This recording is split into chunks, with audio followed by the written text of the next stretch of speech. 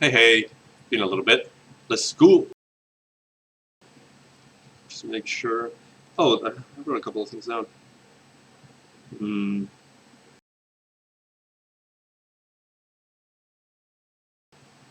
me get the chat first. I realized, well, while we weren't doing the stream, I think, what was his name?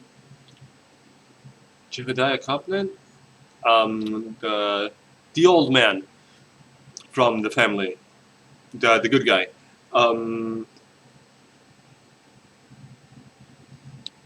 He might have been voiced by John St. John because his voice sounded very similar to Rosenberg from Half-Life Blue Shift, but with an accent.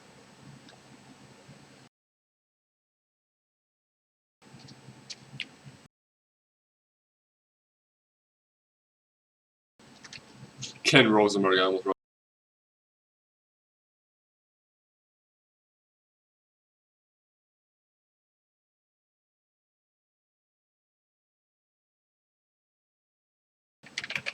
That was the name of the chapter.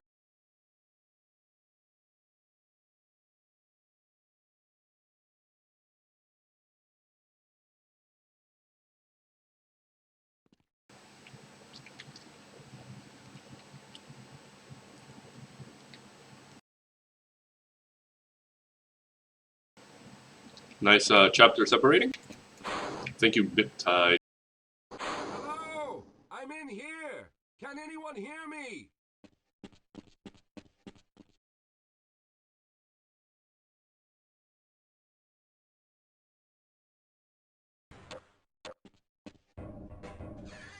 We got that bastard. What's the status on Freeman? Yes, I'm Dr. Rosenberg. Although I'm not very proud to admit it, seeing as though I'm partially responsible for all of this. How did you know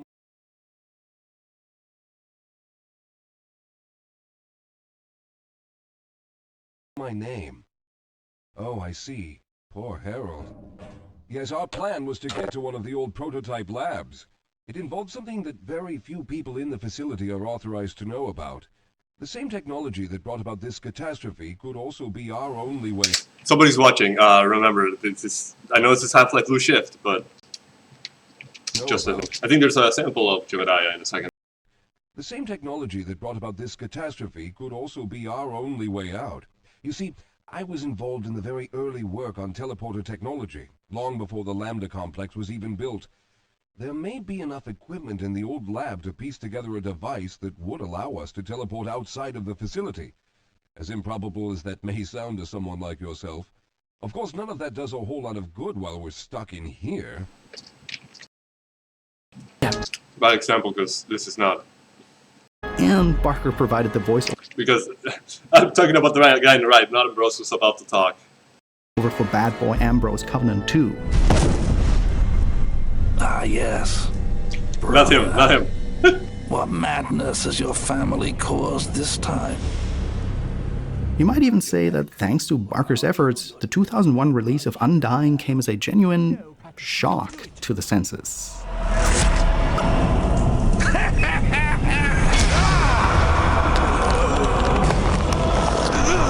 I already did this part, but catch myself up to speed.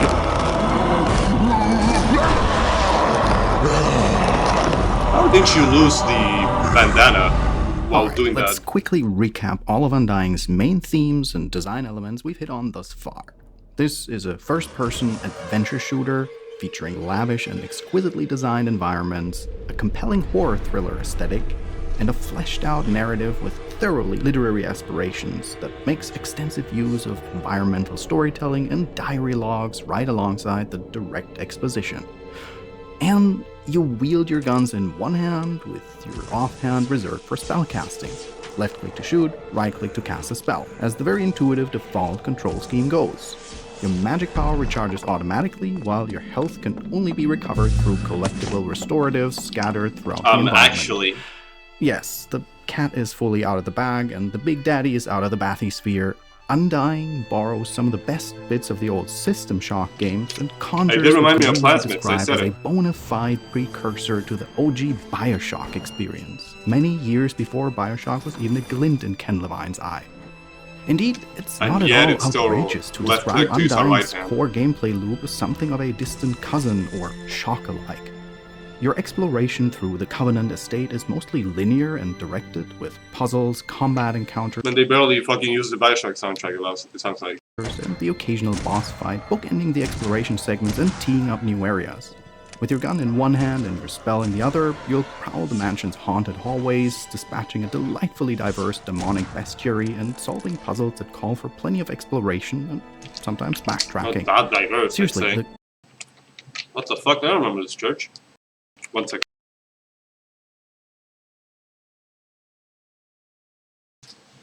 So, and by the way, some people are having trouble with reaction content, apparently. Okay. Like, I mean, if I ever get monetized, I'll make sure these aren't monetized. Covenant is Is that a thing for Twitch? I guess I could disable the donation links when I do these. state I don't know.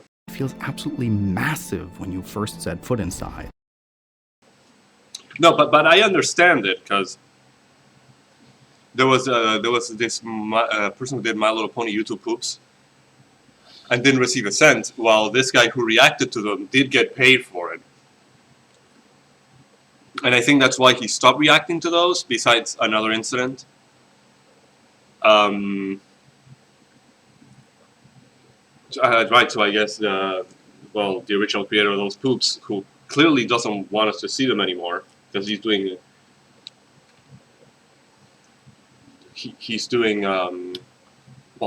artwork nowadays, working as an artist, and I would guess he doesn't want those to come to light because he pirated them or to remove them.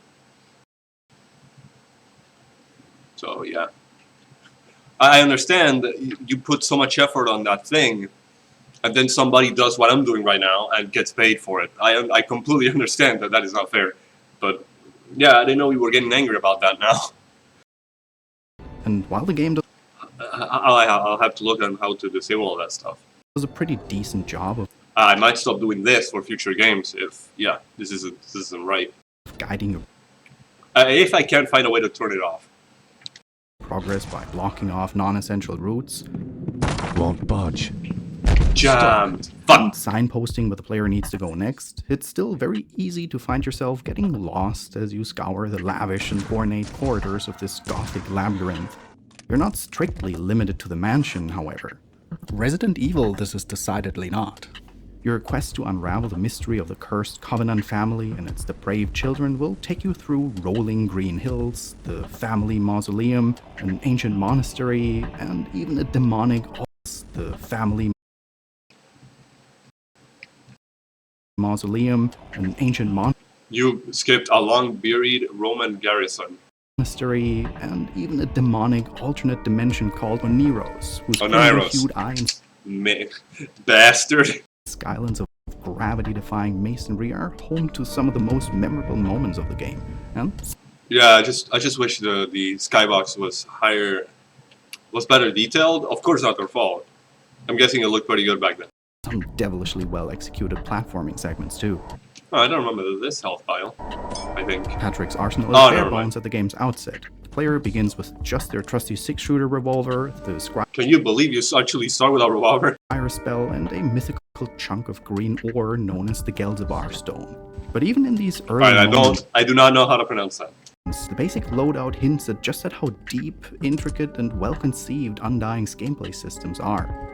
The revolver is more than capable of dispatching early foes With with a a headshot? precise center mass hit or two, if Oh. you can keep your aim steady as the hordes of howling demons press in closer and closer. And it takes quite a while to reload, especially in comparison No, it fucking doesn't. to most other first-person shooters of the time. That's it. So staying on top of your ammo management Man, the silver bullets just felt like an afterthought to me. Their just first shells at least were good against the plants. at all times is critical to your survival. The problem was that you could keep like 30 at a time for me. Casting Scry won't help you in combat right away, but it will uncover hidden environmental clues that can only be revealed through Oh, I was gonna say what? Oh, huh. Like, what do you mean right away? It does highlight enemies at a distance, so that was useful. this incantation. And the Gelzebar stone? What a gem. Pun very much intended. You see a lot of people in FAQs and commentated walkthroughs saying that it's basically useless because all it does is knock the enemy back a few feet. Oh, Did the journal say that it helped your magic? contraire, I say. For one, because the Gelzebar stone should be your go-to left-hand weapon for general estate exploration because of how it emits a ghastly green glow whenever you approach a scry hotspot that you easily miss otherwise. But even better, check out that little green pip that appears over the spell icon on the bottom right of the screen whenever you're holding the stone in your weapon hand. The yellow pips indicate the current spell's level, which can usually only be upgraded by expanding a rare amplification stone power-up.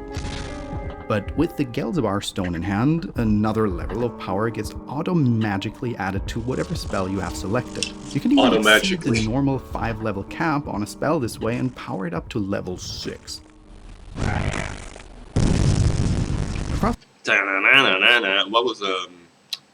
What was the sound fucked up there?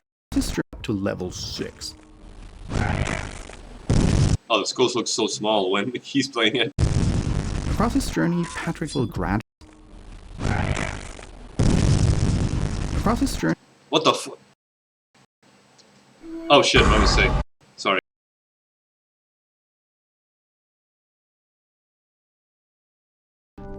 Expanding a rare another. And across this. Oh, that's a transition. I thought something fell on his head. Stop trying to sell me follow bullshit. Sorry for bothering you. I want to offer you promotion and job. No, fuck off! Fuck off!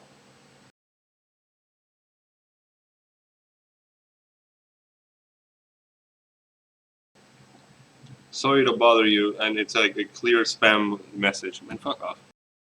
Journey, Patrick will gradually amass an ever more powerful arsenal of boomsticks. A double-barreled shotgun that takes ages to load. That does take a while. Molotov cocktails. Portables. Well, why is the sound screwed up? Scythe that would make many Calavera himself jealous. It's not my, Perhaps I could help. Nah, it's a video. Sorry for the stuttering sound. Ah, And the ice blasting to. oh, I forgot you can do that. No, wait, I think they still revive with...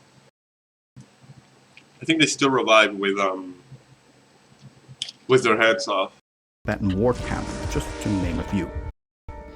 And let's not forget the spells. We got the basic shoot and forget projectile in the form of ectoplasm, a forward-facing shield to blunt enemy attacks, Yeah, forward-facing it lightning was. strike that will make Emperor Palpatine jealous, It does haste change. to increase your movement speed and platforming capabilities, and the creme de la creme, Skullstorm, which allows you to summon and fling flaming skulls like a volley of rocket-propelled grenades. Skulls like Was a that volley doing- of rocket-propelled what the- grenades. I thought it was doing like flame damage. Just watch out for the splash damage. All of your spells can be enhanced up to level 5 via the Are you gonna explain the Phoenix side? aforementioned amplification stone collectibles, which make your spells more powerful, cool down more quickly, and expand less mana when you cast them, which make your spells more powerful, cool down more quickly, and expand Fuck. less mana when you cast them. Make your spells more powerful, cool down more quickly, and expand less Oh, mana when okay, you I cast almost killed you. them. And you'll need to make expert use of all of the weapons, spells, and items in your And we're not done after I finish this video and the next one. And then we have... Because then we have that fan-made campaign. I don't know, it's probably an hour. Could be half the length of the game, I don't know. Again, I guess it's an hour or two. arsenal in order to solve the many puzzles and platforming challenges awaiting you. The puzzles and exploration are never overly complicated affairs in Undying, but they offer the player only minimal handholding, with just enough friction that it always feels satisfying when you figure out where to go and what to do. So yeah, I feel like this one was useless. there are no compasses, waypoints, or objective markers here. This is a certified old Oh, the journal does tell you a little bit, well, no, fucking barely does. school experience, trademark. Which means you'll also want to be sure to save early and save often. While you're free to mix and match any weapon and spell combination you like, Undying offers clever players the opportunity to combine certain weapons and spells that enhance each other's I think I slept on the lightning spell. powers symbiotically. This can grant Patrick some devastating spells that you like. Undying offers clever players the opportunity to combine certain weapons and spells that enhance each other's powers symbiotically. This can grant Patrick some devastating power-ups that will see him through even the toughest encounters and boss fights. Damn, Similarly, nice. every enemy you'll encounter You took off the HUD there. has certain strengths and weaknesses that can be exploited via a clever use of your arsenal. While Invoke is usually employed to raise slain enemies to fight alongside The fucking rogue. you, it can also be used as a one-shot insta-kill against undead foes, Underutilized. causing them to crumble into dust and preventing them from reanimating. Corporeal enemies you- take Changed so many. Maybe he was cheating? location Or upgraded to level 6. base damage from your regular revolver bullets, so make sure to aim for the head. Or, if precision shooting isn't your thing, just get in close and blast him with your shotgun, which comes equipped with both single and double-barrel firing modes. Some It never spells felt serve right. more of a The feedback on the spread. puzzle-solving purpose, while others can provide What? a su- I don't remember seeing that. Some spells serve more of a puzzle-solving purpose, while What is that? others can provide a substantial boost to your combat prowess. And since mana regenerates on its own, and some of your weapons have infinite ammo, the player will almost never find themselves caught defenseless as long as they're quick thinking and even quicker on their feet. Another underutilized enemy. The quick thinking and even quicker on their feet. Oh, the shield did go off eventually. Frenetic revolver salvo. The boss fights are a different story, however. Because while the bosses do have certain vulnerabilities, just like regular enemies, they're also quote-unquote puzzle fights that Okay, but all of them you gotta use the scythe on. And sometimes it feels to me like you don't even do damage, and you... I guess you're not, but you're getting them vulnerable to the scythe attack. 1 second. 60 seconds more like?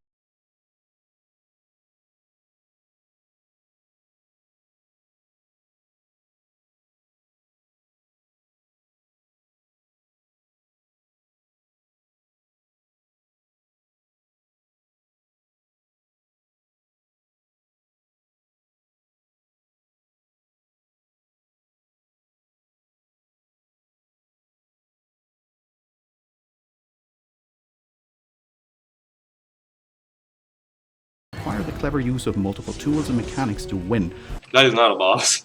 It's not even the big one. You could say it's a mini boss. rather than just steamrolling the enemy with a fusillade of lead. Oh, okay, you're just And all the putting game's this one. bosses also require a special weapon to finish the job, which is closely tied and signposted through the story that you pick up throughout Barker's wonderful prose, the Scythe of the Celt. After you soften up a boss, you need to get close and decapitate them. And what better way to make sure the undead stay dead with your portable guillotine? How dare you? And I gotta say, The fucking smirk on his face! How dare you? And I gotta say, I know it's the height of gaming wrong thing heresy to say something like this, but I personally feel like Undying I feel like I'm gonna be labeled a misogynist a couple of years down the line because of me clearing up the tier. I think that was unrelated. actually has the better implementation of the firearms and magic Well, system obviously, compared because to of the left Bioshock. and right thing. I know. But not just for how Undying incarnated the magic and guns combo system into the gaming world fully formed already, like Athena springing from Zeus's forehead. Oh, I see. That's the portrait he shows up later in. Since this is a game where combat and exploration are equally crucial to progression, Undying is very generous with ammo and health pickups and regenerating mana.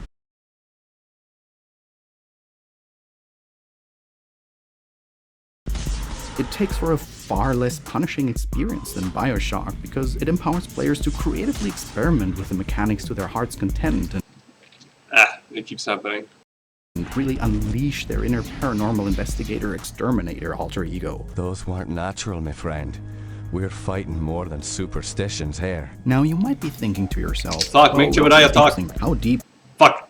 Traditions here. Just to make Now the you might point. be thinking to yourself, well, that all sounds interesting, but how deep could this whole shooter adventure thing really go? Shame it seemed rushed by the end. In the end, a Flaming Skull is just a rocket launcher with a different coat of paint. Now you gotta charge. Let me put it like this.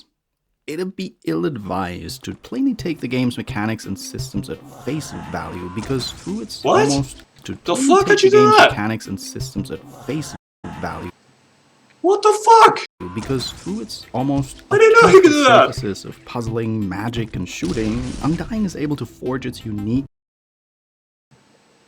I'm pretty sure I tried to use it on like you know the first enemy, the one with the four legs, the werewolf things, whatever they are.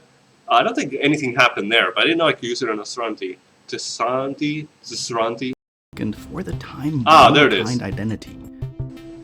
Undying is able Wait, to it skipped forge the its little circling animation. unique and Oh no, I guess he skipped it. one-of-a-kind identity.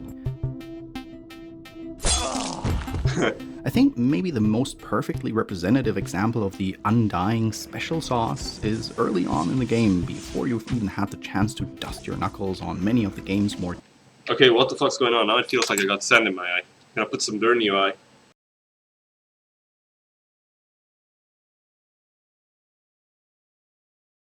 challenging foes.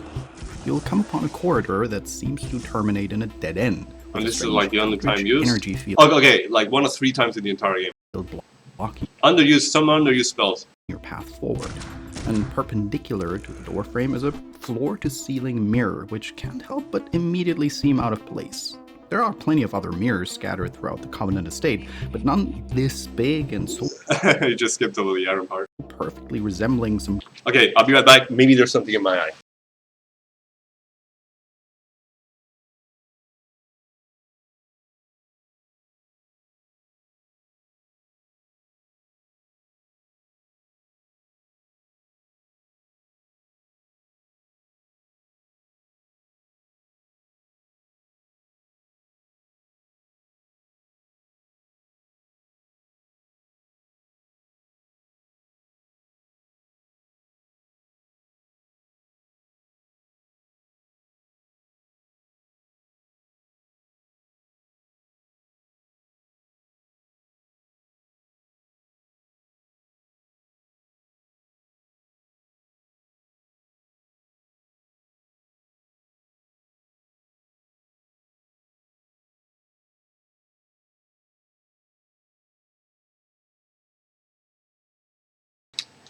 I'm not sure what it is.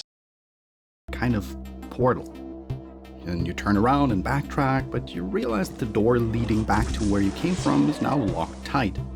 Won't budge. Uh-oh. So, after you empty a few revolver rounds into the energy field and confirm that you're well and truly stuck, the player will Stuck. naturally be inclined to take a second look at that seemingly and truly stuck. It feels like he did it on purpose. The player will naturally be inclined to take a second look at that seemingly innocuous mirror. Pretty sure I did. Well, looks like the only way out is through, and so as you leap through the mirror and behold, you've been transported to a grimdark ritual chamber, and it won't Okay, but I think I just looked that up. take too much longer to figure out what needs doing in this room, because as you approach the unlit sconces affixed to the wall, Patrick will raise his 2 occultist fingers in salute and proffer a flame from his fingertips. How? Damn, Patrick must be an absolute blast at parties with tricks like that. So yeah, once you lit up all the wall sconces, you earn the Dispel incantation, a handy-dandy spell that cleans gunk from your field of view, Ah, okay. stuns certain enemies, and zaps away those pesky door-blocking force fields. Again, there are no objective markers, no Navi fairy companion squeaking directives in your ear, not even a diegetic scribbling in your journal that hints at what you need to do here. It's entirely left up. Diegetic scribbling in your journal that hints at what you need to do here. It's Sometimes. I guess, nah, it's more general directions. Sometimes even. entirely Near the end of the game, it just said the Aaron job or whatever. left up to you, the cunning and capable player, to Allegedly. figure out things on your own. The combat is no slouch either. This game was made What was it sucking anyway? in the OG Unreal Engine, and you can absolutely see and feel how much of the Unreal and Feel. Unreal I need to play Unreal, the original. DNA shines through in Undying. I have in it. shootout, They gave it for free like 5 years ago on Steam. you'll regularly move from linear corridors into what feels like self-contained combat arenas where you're pitted against foes in that classic Unreal run-and-gun goodness.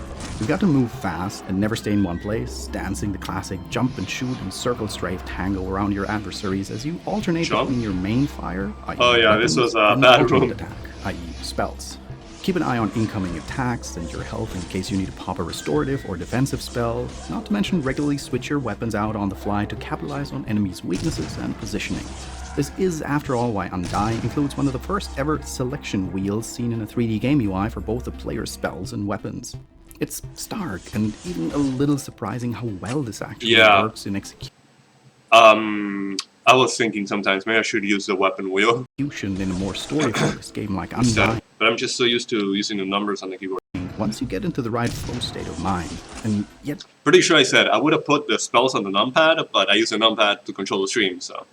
for all of Undying's narrative literary pretensions, it's still undeniably and indubitably rooted in Indubitably. the kind I said a reference to something else. of old-school run-and-gun gameplay that makes the OG Unreal and Unreal Tournament games No so spoilers. timelessly Who compelling. knows when I'll play it though. You really can't stress enough how magnificently all of the different puzzles, environments, and combat encounters of Undying harmonize in this way.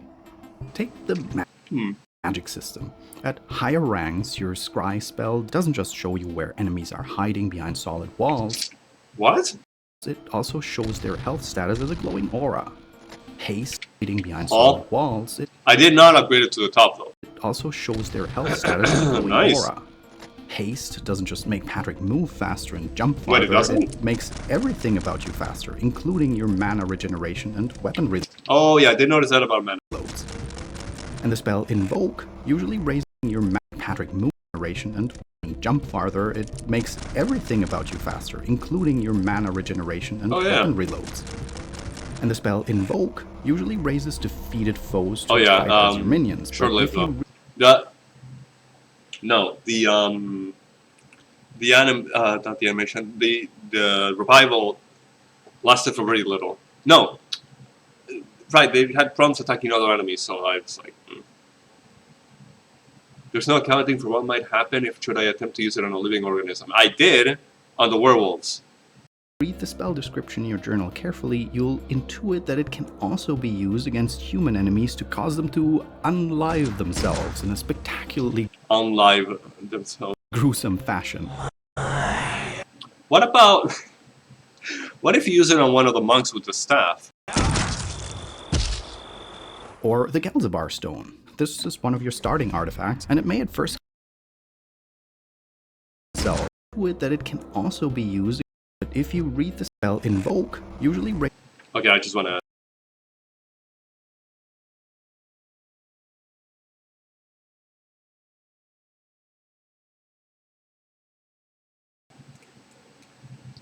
One of the monks with the staff or the bow. I guess they'll just shoot themselves with the bow. They'll unalive themselves with the bow. raises defeated foes to fight as your minions, but if you read the spell description in your journal carefully, you'll intuit that it can also be used against human enemies to cause them to unlive them. Or the Gelzabar Stone. This is one of your starting artifacts, and it may at first glance seem like it has minimal usefulness in combat because it only knocks enemies back a short distance. But throughout the game, you will come across several deep chasms or cliff sides, which will turn the stone into a true blue weapon of mass destruction that can send foes hurtling down into the abyss with all the panache of Dark Messiah mass destruction that can send foes hurtling down into the fucking fully animation! The abyss with all the panache of Dark Messiah of Might and Magic's kick. Which okay, like this is a problem. Fuck me, I might have to put some water inside. I actually dedicated an entire freaking video to. Nope. Dude, I know I wasted most of my life, but it's like, this little mention of you to watch my other video, that's like 30 minutes more. It's like, no, I'm good, thanks. If I had unlimited time in my life, but I don't. That goes I watch enough hour-long videos. Your corporeal weapons and gear too. Dynamite can be used to damage opponents and I wish there was a better way to throw it. is generally lethal, but its main use comes from blowing holes in walls or floors, opening up new passageways. Why did you do that? That was a dynamite crate. You could have just shot it. Actually, that would have killed you. I remember that. Incendiary phosphorus shotgun shells are wasted against most enemies, really, but will instantly reduce any and all vegetation to smoldering cinders. And most crucially of all, the game barely explains Where'd you get 9 ether traps?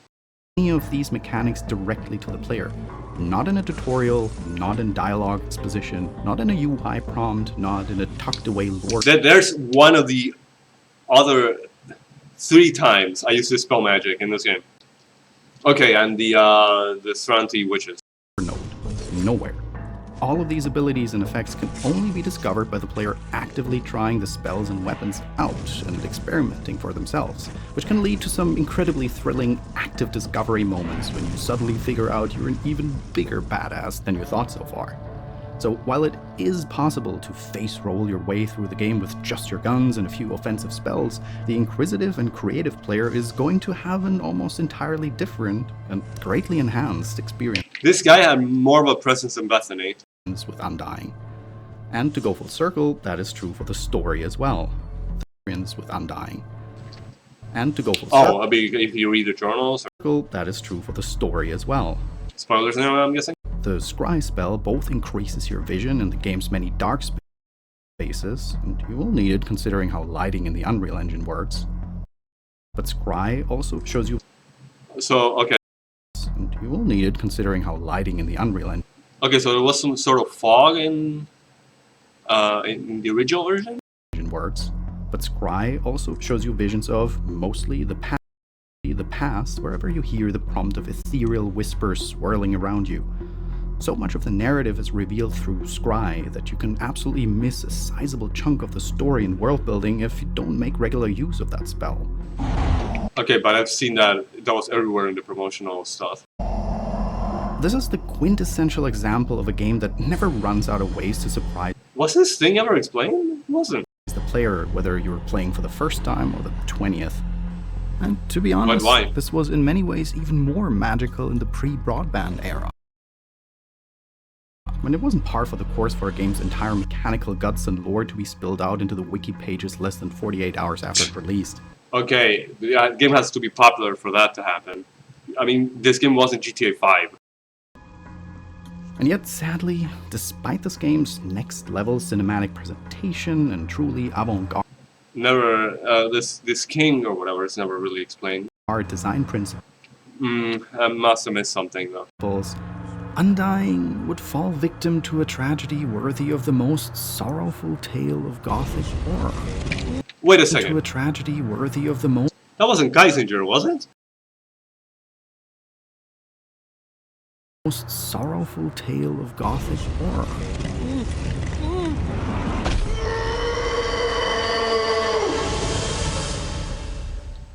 Nice As game. the Undying dev team was busy putting the finishing touches on the game and showcasing it to the press, violence in video games became, once again, a very hot topic. But in 2001? Come the fuck on. There is one little thing I want to show. Hang on.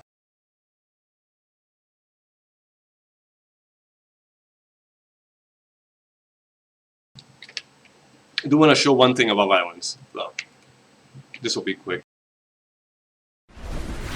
So this is the Escapist Yahtzee show, but he made a new channel because some falling out. I wouldn't say some falling out. I think, right, the entire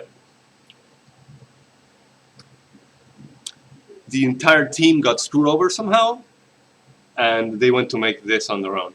So what was it he said? Almost there, I believe. Here it is.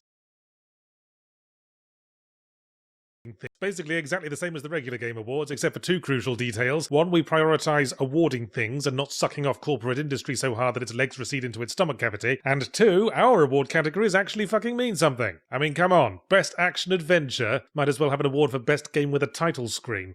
Categorizing based on genre is a flawed practice anyway. What you should do is categorize based on what feelings the games bring out in you. Best game that made us excited. I need to play that. Best game that made... I spoiled this entire one. Made us scared. Best game that made us haunted by our own capacity for violence in a zero-consequence environment. That. Yeah. That's how I felt with Doom 2016 for a couple of days. Violence in video games became, once again, a very Became? hot topic, particularly in the United States due to the Columbine school shooting massacre. Well, when did that happen? I started watching, I watched like half a video of one of those two shooters made Doom maps prior to the incident, or whatever I should call it. And right, as we were getting closer and closer to him mapping out this school before the massacre, I just stopped. It's like, it's too disturbing at that point. I gotta say, that's interesting. It's just interesting though. It's like, this guy made Doom maps prior to... By this point, the DreamWorks gaming division DreamWorks Interactive had been snapped up by that all-devouring corporate behemoth we all know and love to detest, Electronic Arts. Yes. And EA, after seeing Oh shit, I wonder if he'll show the trailers I'm talking about. what Or I was thinking of a different game. Did I say maybe it was a Call of Cthulhu game? turn out to be a fairly violent game with mature themes and loads of blood and Ooh, guts, that quality. decided that they knew better than Steven Spielberg and that Undying was too controversial to get a full-court marketing push or really any kind of promo whatsoever. And so Undying was quietly buried in a shallow grave. I thought people just didn't really want horror games. Budget was effectively zeroed out, which is humorous in a really grim kind of way, considering that this game only earned a T rating and feels Really? quite tame when you play it today. The biggest advertising Man, decapitation. We didn't care about decapitation in the T game. boost the game would receive Man, that quality. was EA's decision to go all in on auteur branding and slap Clive Barker's name on the box, Oh, like American McGee's Alice. which is a very similar set of circumstances to what EA did with American McGee's Alice, now that I think about it. Need to play that game too. And we all know how that ended. Even though Undying was I don't. I guess he. Yes, he had nothing to do with the second game. met with There was more to it. I don't remember now though. universal acclaim and drummed up a decent bit of press during the pre-release period, the lack of publisher support became a predictably and depressingly self-fulfilling prophecy. Undying was a commercial disaster. There's no other way to put it. 100,000, So 200,000. poorly out of the gate that the devs were forced to abandon the work they'd already put in on the planned multiplayer mode and story expansion pack. I did not know that. I was thinking all sequel based. The planned PS2 port was cancelled, and EA shut down all the preliminary work on a sequel that had already been greenlit. But, you know, I mean, if you didn't market it, you should have known. thank the dark powers that be that this game is still available at all. Thank you, GOG. At least you can still get it on GOG Though you had atrocious pricing. I wonder how bad it's now. in a format that I bought this like 5 or 6 years ago. runs well on Windows 10 and 11. Yup. I did for a couple of months. I was just a remaster mod of Widescreen. Unlike, say, the entire rest of the old Unreal Engine catalog. Seriously, Nice. folks, I prefer to focus on positivity in my videos, and I'm really not a fan What's of going on? engaging in the whole futile and masturbatory gamer outrage thing, but god damn, what was Epic thinking when they delisted every single old Unreal game from stores? Unreal and Did they delist it from... Did they delist that from Steam as well? I'm guessing. Yes!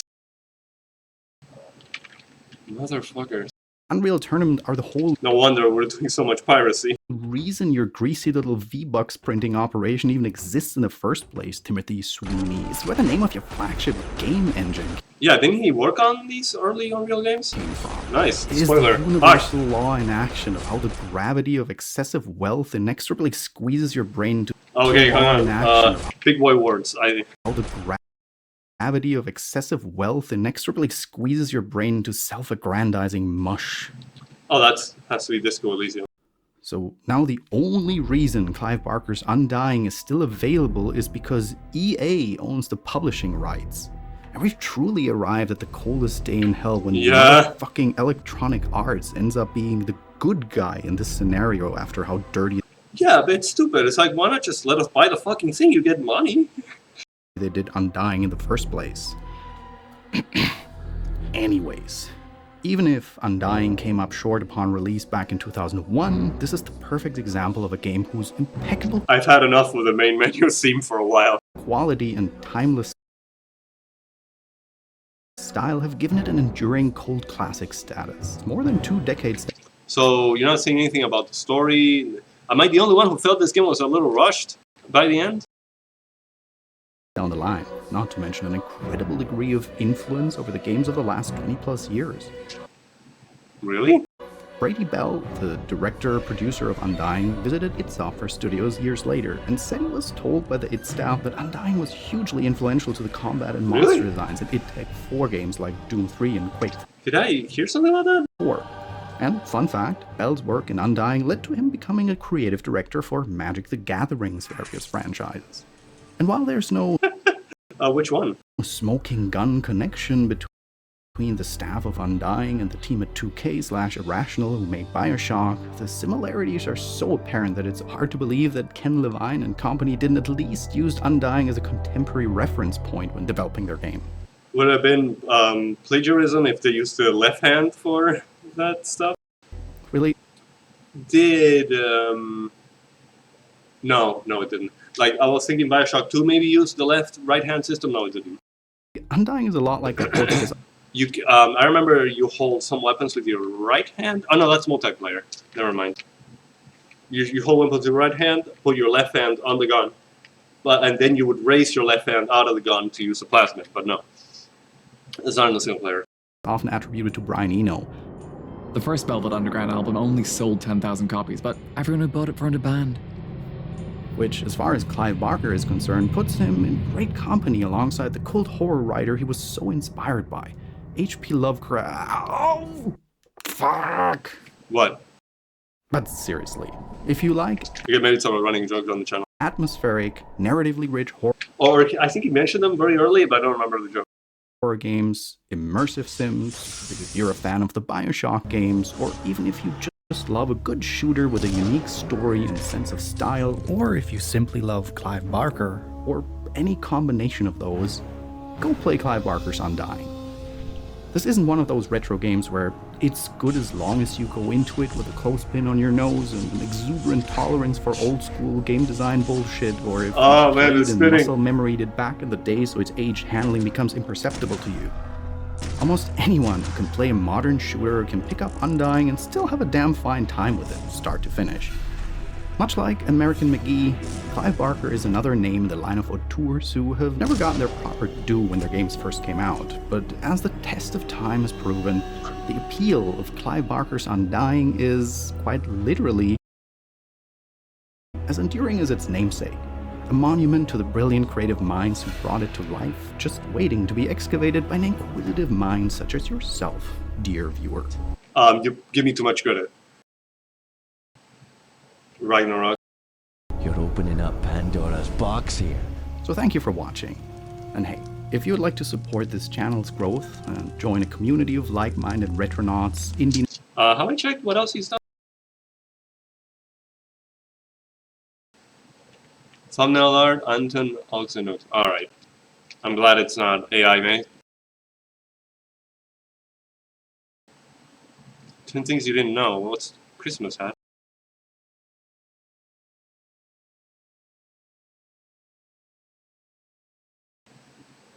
Alright. We can start the city video.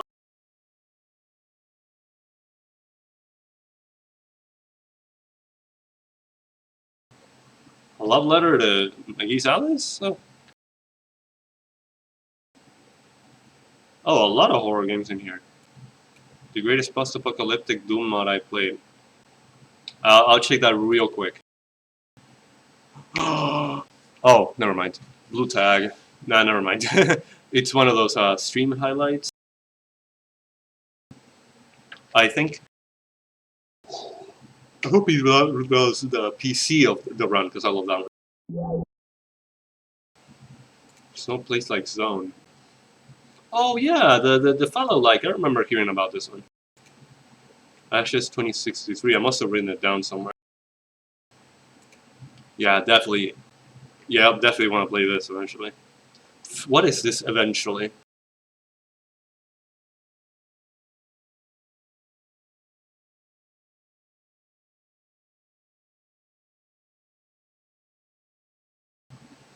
Fuck, that was his name, right? Or was it Jonathan? Or Jonathan was the other sibling who died, I don't know.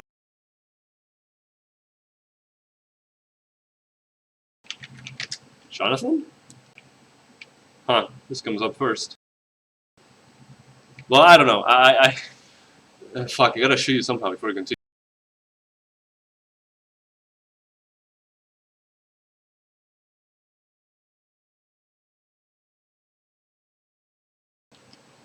All cutscenes.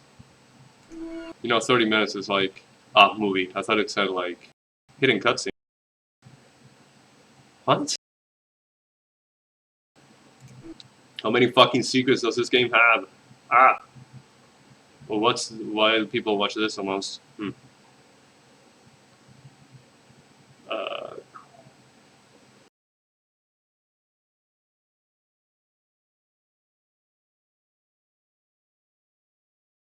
Naive not to tell you, but there might be something more sinister at work here. When I was a boy, I encountered something I can't quite explain. You see, there was this isle of standing... Actually, a very soft voice for me to say it's John St. John. ...stones that sits just off the estate. Someone... not to say you can't do it, I don't know. ...had carved a sigil into each of the stones. Something indiscernible. Father had many books on the occult, one of which contained a sketch of that very symbol. I took my brothers and sisters out to the island and read... In sisters. Yeah, okay, you got Won't budge.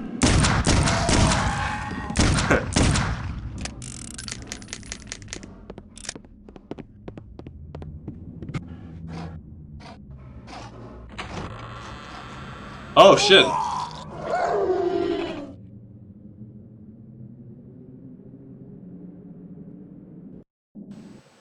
Huh, cool. Alright.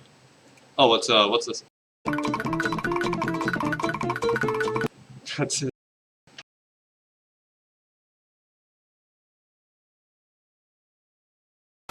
Okay, I've been informed that there's some alterations in the timeline and it's starting to mess with me. People are still asking me to do Pro Brutal Doom. I don't know what these people are talking about. I did Pro Brutal Doom months ago. Whoa, this mod kicks ass! I might have seen that little intro?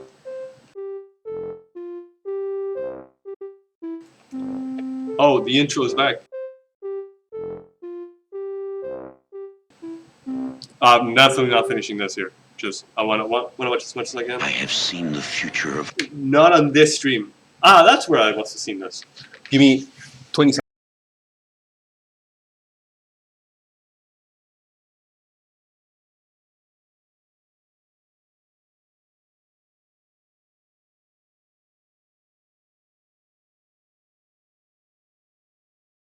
horror. His name is Clive Barker. He didn't do that much, though, after this, did he? I think. Oh, it's October, it's time for spooky games again, and instead of playing a terrible game that makes I played the demo of this. my soul hurt, you know, From Dusk Till Dawn. like, I think they gave you all the weapons in the demo? I made it to some elevator, and the game would just get stuck there. I guess that's where the credits were supposed to roll. No, not the credits. But the demo. Supposed to end.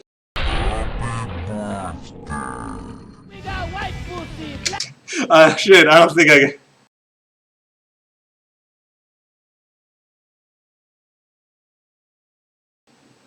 Ice cream? What? with a little game called Clive...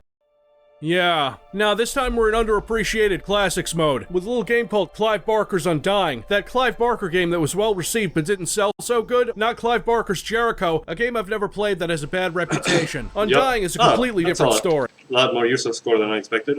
Developed by what used to be DreamWorks Game Studios, makers of such hits as... The subtitles are kinda off. Ah, French to English. Good. Oh, fuck. Oh no. Developed by DreamWorks Interactive before they got bought out by EA and became part of EA Los Angeles. And since they were bought out by EA, you can imagine what happened after that.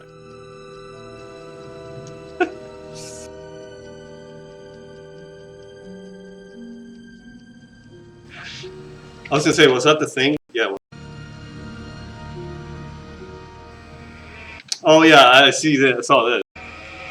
I saw this. How much of this did I see? I must have been barely, because the intro cutscene was impressive to me.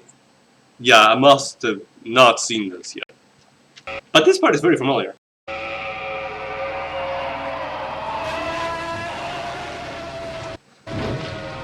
Which one's Origin?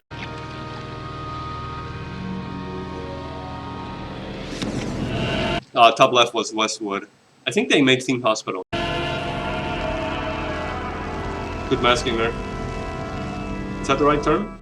That was after the studio put out a game I've never played called Medal of Honor I do want to play this game for the driving sections, and that's it. Warfighter, because it's called fucking Warfighter. That title screams mediocre modern military shooter, and I may be of the opinion that those games are a cancer upon first-person shooters regardless of their quality. That meme isn't dead in this timeline either? Jesus. Undying isn't like that at all. It's a great game, probably one of the best horror shooters I've ever played. Let's go on a journey, kids, into an abyss of— Oh, speaking of, I bought Amnesia the Bunker. I really want to play it, but man, there's so many fucking games I want to play. And I just don't feel like switching the descriptions right now. I need to get back into that. Terrifying creatures and family drama. It all starts with the Great War. Galloway, Blood Depths, Spooky Buildings. I'm tired of traveling. We're fighting superstition and its many manifestations. Even though it was me who chose to debunk folklore and mysticism. Little did I know I'd end up being labeled as Patrick Galloway, the man with endless occult knowledge. The more I saw, the more I believed there are forces beyond our control. Creatures not explainable in any human terms. Things that make me... cute texture. Oh, that was probably upscaled for on my game. My skin crawl. Naturally, Patrick got himself involved in World War I in a special unit led by Jeremiah Covenant, who wins the award for most Jeremiah. ominous biblical name. Jebediah, definitely more ominous, I think. Oh man, that's that's an ominous face. Even though I'll be damned if anything in this game comes out of the Bible. He gets attacked by a tribe of Drasantes, some mystical pirate types. Oh, we'll get to them. And you've only got this 2-minute intro, which is... Be cool if you could unlock his World War I costume. Pretty good, especially by the standards of in-engine Unreal 1 stuff. I mean, look at the character animations. Anyway, Jeremiah saves Patrick's life and he comes into possession of this... Dude, that fucking guy had eye movements. Oh, right, because that was supposed to be Patrick's original, character model. Magic stone that, it does stuff. Like amplify magic powers and this. I don't use it a lot. There's way better weapons. I hadn't given any of this much thought until I came back here to find this letter that Jeremiah wrote me almost 6 months ago, asking me to come back to Ireland and help him out. 6 months ago? This is not something I'm dying to do, for it may mean the death of me. He saved my life though, so I owe it to him. How do you know it will mean your death? Well, he is into the occult. Just hope it's not too late. Patrick has his reasons, which are understandable. Let me dig through some of these... Oh, right. He doesn't have the upskill mod. Vlogs. Oh. It probably didn't even exist yet. Yeah.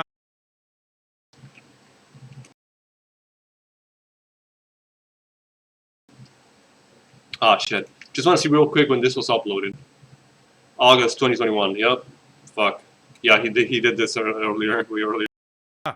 He killed a girl, or rather someone killed a girl and framed him for it. It's, you'd be amazed how much back... I saw Kissinger on the bottom right. ...story they wrote for this, or supposedly Clive Barker wrote for this. And it's good. Look, I don't play games with good stories very I do think it's good. often, okay? And we're in it, a big spooky mansion, and I mean big. This place is ridiculous. I didn't know where to put this in the rest of the video, but here's Patrick walking backwards. Yeah. I don't remember that, though. Right off the bat, you got magic powers. This is Scrithing, which is the game's spooky button. You'll just be hanging around someplace and a creepy voice will say... There's the gardener on the left. The one from the story.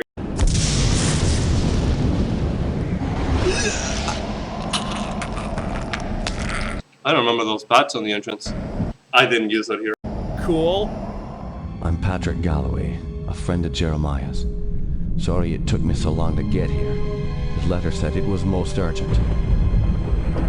6 months? Jeremiah was beginning to think that the letter never arrived in your hands. He's been quite anxious to see you. We've all... Wait, so, spoilers. this was the only guy you could try to do this on? Been quite worried. I apologize for the look of the house, but there's only a skeleton crew of servants now. Jeremiah Arias Cañete? let go of everyone else, and the house is much too large for us to clean. Oh man, that's not gonna go well for you guys. This family's had so much tragedy. I hope you can help him. Pixelation, but maybe it's zoomed in. I mean, probably not, since at this point, okay, well, there's 5 siblings and 3 are dead. One is presumed dead, and the other is... Oh, I don't remember seeing numbers like that. ...dying. In case you didn't think... Or Undying. Clive Barker was involved, you get a ghostly visit from Aaron Covenant, who was an asshole, and he's gonna get his. the angle floating. Oh man, that looks so much better here. Poor guy was using 4:3 resolution, I think. Or not, it's smushed. Yeah, whatever. We got a cool secret shooting gallery to get into. Ah, right. I haven't played this I can't say it was very cool from what I saw. game in years. I don't want to go through the trouble of doing this properly. You do 5 waves in a bonus round and you get the ectoplasm spell early. And if you stick with it, you get the shotgun early, which is extremely useful in the early game. It's just that you have to be able to hit these goddamn bats. Yeah. I can live without it. Patrick, you made it. At your service, Jeremiah. Sorry for the delay, but I've Okay, so I thought the gallery was just boring. It's also hard, apparently. been abroad. What happened to you? It seems I've come under the watchful eye of the Reaper, my friend. I didn't summon you here to watch me die. I need your help. Anything I can do. Just name it. Strange events began happening around the map. Yes, yeah, the upscale model was pretty good. After thinning But it looks like their mounts are way better here. Maybe because of the widescreen mod? out my staff, they ransacked my estate, taking whatever they could carry. Okay, I got you. We gotta put the fear of God into... I don't know if I should do these subtitles or...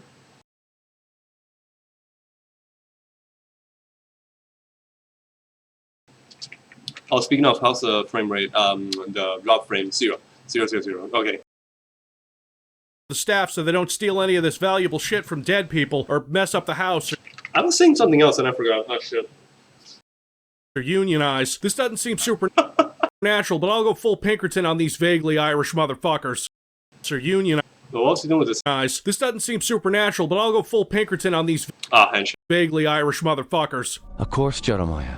The only Vaguely Irish motherfucker. Coming back here is to assist you however I can. My thanks to you, Patrick. What the hell is that? Sounds like it came from downstairs. Okay, yeah, time to crack some skulls. Oh, God. Can you describe what you can only see? As the bonds of flesh are broken, the world becomes apparent. Cool. We're 10 minutes... I don't remember that. It's in and it's time to fight some supernatural horrors. And Undying doesn't disappoint.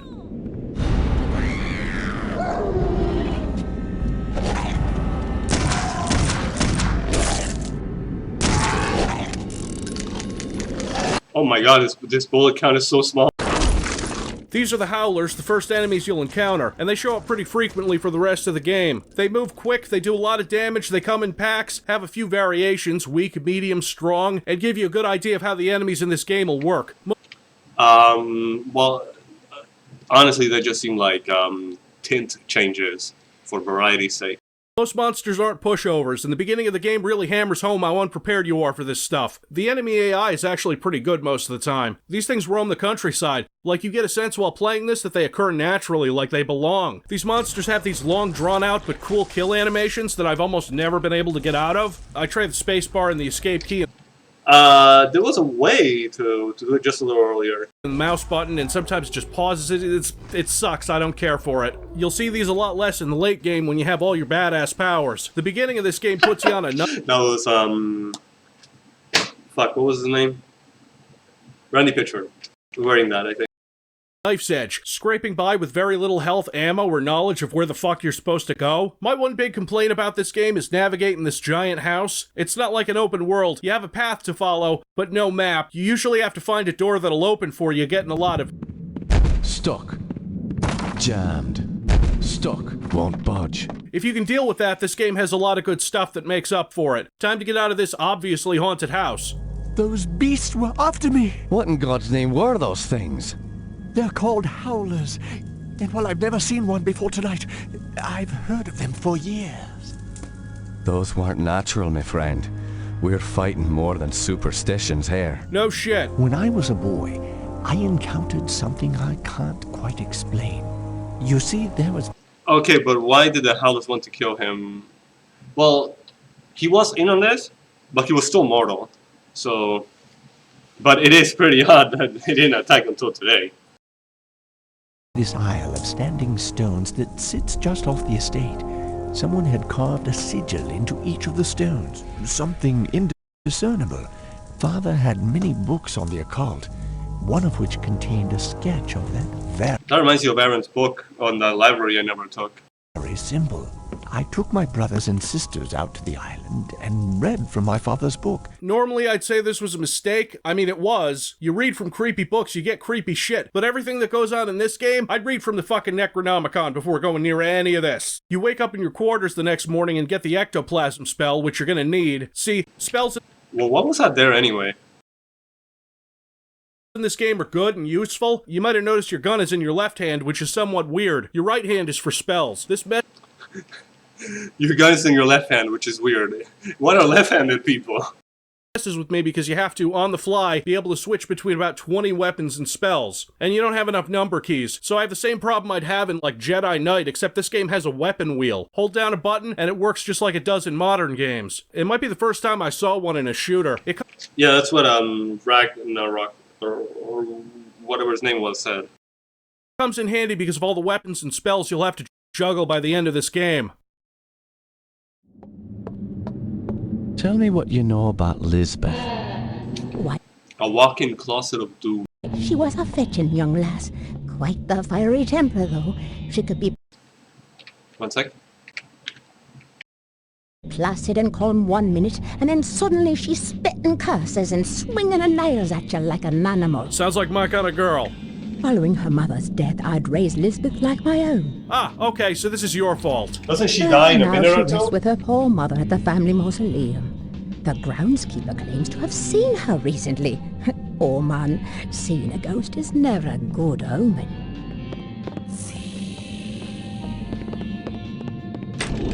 No, I didn't use subscribe.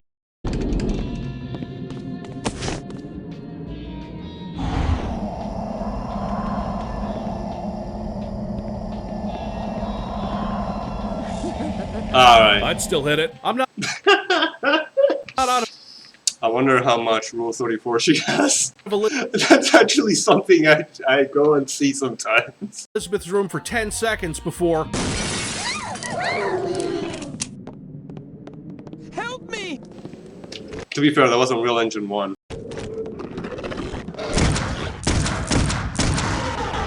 God damn it, I forgot to switch to the ectoplasm. The servants in this mansion are, I don't see all of them die, and there's only like 3 character models between them, but they're crystal... Well, what about the fat girl or the groundskeeper model? Oh, so there's 4? Like camp counselors. They're more likely to get dead than the dude with the ambiguous terminal illness. You can... Shit. Character models between them, but they're Crystal Lake camp counselors. They're more likely to get dead than the dude with the ambiguous terminal illness. You can even kill him yourself, but, But what? all this time, you'll be finding with backstory, which I can't even begin to get into in this video. Covenant Dads Okay, because I fucking did. I did, Civi. seem to be pretty obsessed with all this cult stuff, probably because its kids went out and performed a horrible ritual that may or may not have turned them all into evil, bloodthirsty lunatics. And also Otto Keisinger. This is Elizabeth's chapter. Why do we gotta talk about Otto Keisinger? Why do we gotta bring that asshole into this? Keisinger is an Aleister Crowley wannabe. I don't remember seeing this portrait. Oh, you put it in the book. Talk about Otto Keisinger. Why do we gotta bring that asshole into this? Keisinger is an Aleister Crowley wannabe. Actually, maybe he's more than... Aleister Crowley. Crowley is the Nightmare Creatures guy? Okay, no fucking clue. That considering all the shit he gets up to in this game, but he's an old enemy of Patrick's because he may or may not be somehow responsible for the murder of an old acquaintance named Gwendolyn, which got Patrick exiled from Ireland in the first place. Oh, I'm too stupid to get that. I don't remember reading that. Anyway, Patrick hates Otto, with good reason, so naturally you have to travel to another dimension from his quarters. Wait, why does he have a bedroom in the Covenant estate? Well, that's because Bethany Covenant, who also hates him but hopes to use him for her own ends, brought him here, and Bethany is... Oh god, just wait until we get to her. You might want to... But more like, there's nothing to get to with her. Turn off the video now if you're worried about story spoilers, because believe it or not, this is a narrative-driven game. And now you're in a Neros. Cool. Floating void... Oh, Nyros! At least that's how Patrick pronounces it. Void city filled with these...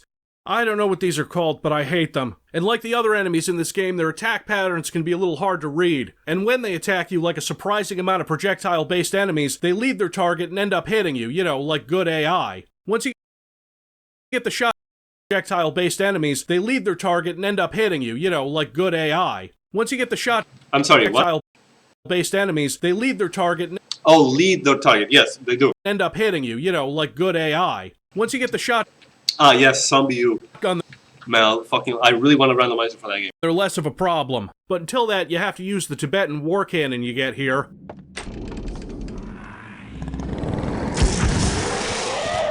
Oh, it didn't even charge it completely. Which is a golden dragon that shoots ice? Okay, sure. It's useful for a while. It slows enemies down, it's hard to aim, and becomes practically... It even slows bosses. ...useless later in the game. Still, fine, I guess. Infinite ammo. I'll show you closest thing you get to a pit in this game. real magic. Oh. I'll show you real magic. That does sound like Cam. Oh, hi, John St. John. What? Oh. Okay. I was like, who the voices, who does John voice then? Never mind. I'll show you real magic. Okay, I guess that's more Rosenberg's voice. Oh, hi, John St. John. Yeah, he's in this game, but the game itself doesn't have proper voice credits, so I can't say for sure which characters he voices. You've also got Lonnie Manella in that cast. I'm sure Otto... I'm sorry, who?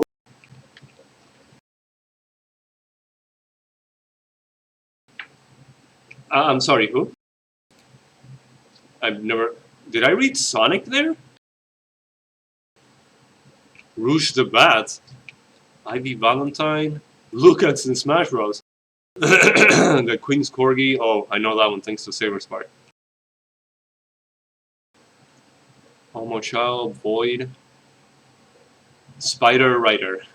Nice. Steel in Borderlands. Clickers, Runs, and Bloaters in The Last of Us. Dead Space Remake, Necromorph. Fuck, I need to play that remake. Back for Blood, Cultist Sniper. Bobsy 3D, all voices? I don't... Half-Life Decay. What do you mean you voice Colette? Colette doesn't have voice lines. Gina is the Hazard Course girl. How'd you do that? Undying is not listed here. Maybe I could add it. Fuck, I need to find my account. John St. John. She helped cast the voice actor. Oh. Okay, sorry, that's a bit interesting. She met John when she was cast as the voice for a commercial he was producing in San Diego. After being impressed by her voices, John imitated the voices back at Manila, and she asked if he had ever done voice work before, acting for video games. She shortly got him a telephone interview with the game's creator, George Broussard, and eventually got him the part of Duke.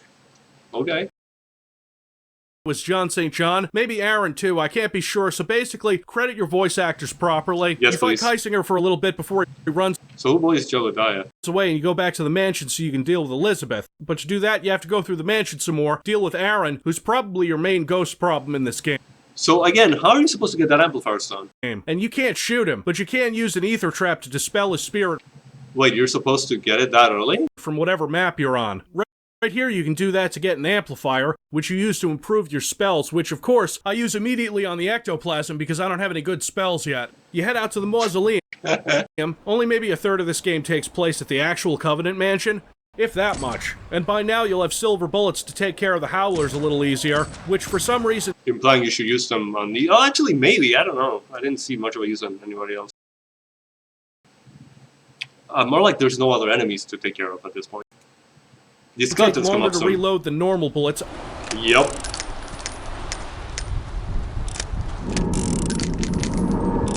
Okay. Okay, but you reloaded half the magazine there. Game, sure. The normal bullets. 2? Alright, 3 he's got on the other one. Okay. Man, I can barely see that fucking number. Sure. Here you'll get the Invoke spell, cast it on a dead monster and it'll rise and fight with you. When you cast it, the thing ragdolls or... Okay, clearly that's some kind of glitchiness that they included, because in this context, it's kind of cool. Says here there's no accounting for what... Right, like a puppet. ...might happen if you cast it on something alive. So... All these fucking people are like, oh, it clearly means the humans. Oh, wow. Oh, shit. You're really gonna need it because of these... What about, like I wrote earlier, what about the monks? These fucking skeletons. Skeletons. Normally, skeletons are easy fodder in a horror game. These fuckers don't die when you put them down, so you need to use Invoke to permanently kill them. And you have to get right in their faces to do that, and it costs most of your mana. Yes, it does. Did the stone make that easy?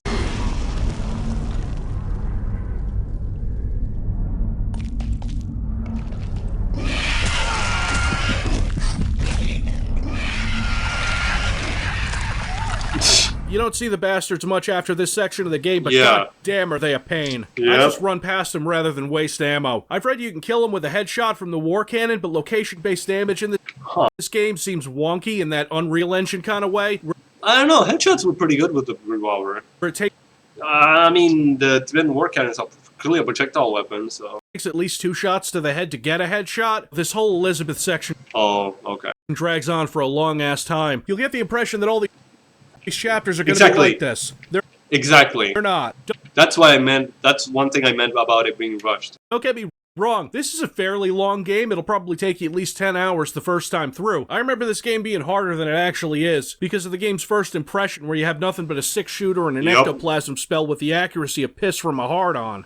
No, bullshit. You just need to aim that well. There's an where ectoplasm. You have nothing but a 6-shooter. I thought it homed in on enemies, but I'm not too sure now. And an ectoplasm spell with the accuracy of piss from a hard on. There's an abandoned monastery on the island, which you have to go through because the monks were in possession of the Scythe of the Celt, which kills things real good and has a secondary attack that leeches health from your enemy. Did you see the way the skeleton went over the edge? Of the Scythe of the Celt, which kills things real good and has a secondary attack that leeches. It's like when I stick that guy to the wall in the docks, remember? Leeches health. Remember, if you can see that, of course. From your enemies at the cost of mana. It's an awesome weapon, one of my favorites in the game. Oh, it was already dead and so nice. Oh, you gotta be fucking kidding me. How does he even do damage? I guess he does. It's like Left 4 Dead 2. I see sometimes a zombie swipe at me with the arm he doesn't have anymore. And I must have seen like 10 in my lifetime. There's zombies with no arms that didn't die, and you can still get damaged. Like in that game I always bother about, it's kind of become the flagship bullet channel. Overkill's Walking Dead. Sometimes they don't. You can get their arms off way more consistently in that game, and they still grab you sometimes. But to get it, you have to go through the abandoned monastery, the crypts underneath, dodging skeletons, get Mercury and other artifacts, cast a spell to send you back in time so you can get a key from this guy here that opens a door in the future, and also get the scythe itself. It turns out human enemies are a lot easier to deal with than monsters. You can pistol them for the most part, you don't even need silver bullets, till you get to the few of them that shoot fireballs at you. Then it's time for the... Now these disappear a lot too. Good old double barrel. Like the pistol, it has 2 ammo types, regular and phosphorus shells. The phosphorus shells will be double barrel. Oh, like the mod clearly upscaled the text. The pistol, it has 2 ammo types, regular and phosphorus shells. The phosphorus shells will be more important later. They got a cool effect to them. Speaking of effects, this snow effect that isn't in the game world and is instead displayed on the camera itself because it would be too resource intensive in 2001 to have decent heavy snow weather effects. It's not a bad solution. Yeah, I like it. I guess. I kind of like it. It does the same thing with rain, too. So at this monastery... Yeah, the rain looked better, I think. As soon as you take the scythe, since it's cursed, not really for you, you're fine. But it... Not exactly. Made a lot of the monks a little crazy. As soon as you get it, the place starts exploding, leading to the ruins you saw before. And also, you're responsible for killing all the monks here, so before you travel back, you're fighting their skeletons. I'm just saying, look at this from the monk's perspective. This dude just shows up one night, boomsticking you and your brothers, takes the artifact you've sworn to protect, nukes your monastery. Now he's back hundreds of years later to re-kill you. The monks may have sucked at their job. They probably shouldn't have left all this 20th century ammo lying around either. But I think they may have gotten shafted harder than anybody else in this story. Once you get that scythe, it's time to go back and deal with Elizabeth. Elizabeth, you have no idea what you've turned into. Why? Skip through all this in 5 minutes. Fuck me. Are you This took me like 6 hours. haunting your family so? I know what I am. I seek vengeance. I was cheated. Fuck. I need. Shit. Actually, do give me the French. Fuck! Translated French. Yeah, my system is in Spanish. Where is it? Fuck, I put Spanish. Damn, nice. That's pretty good. What about... Fuck, no.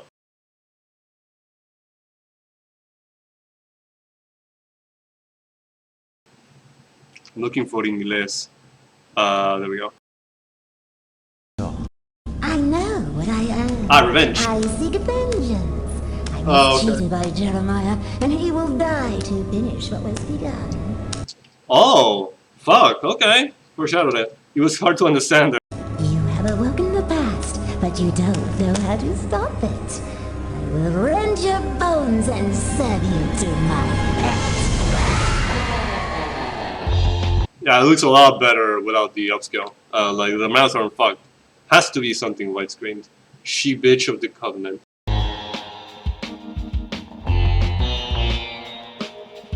Oh boy, Elizabeth. She is a treat. Don't get anywhere near her. Oh, look. Low health had a different tint. Boy, Elizabeth. She... Probably, oversight from the upscale. is a treat. Don't get anywhere near her. I shall feast on your ear. What? You have to wear her down until she's open to attack from the scythe, and then you can take her head off, which is how you have to deal with all the Covenants. And I'll be damned if it isn't satisfying to lop their heads off and watch them drop after all the fucking trouble they put you through. You get a spell out of this, too. Boost. You run fast. That's all it does. CB is wrong. Haste increases fire rate and mana regeneration.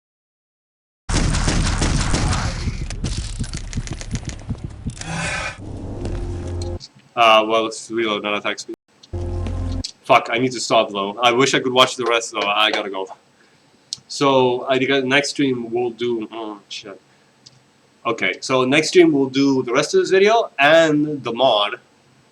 I'll try to... if I remember to, I'll install the mod before I watch the video, the rest of the video. Well, thanks for being here. See you next time, whenever that is. No promises. I can't even keep the Tuesday promise anymore. Bye!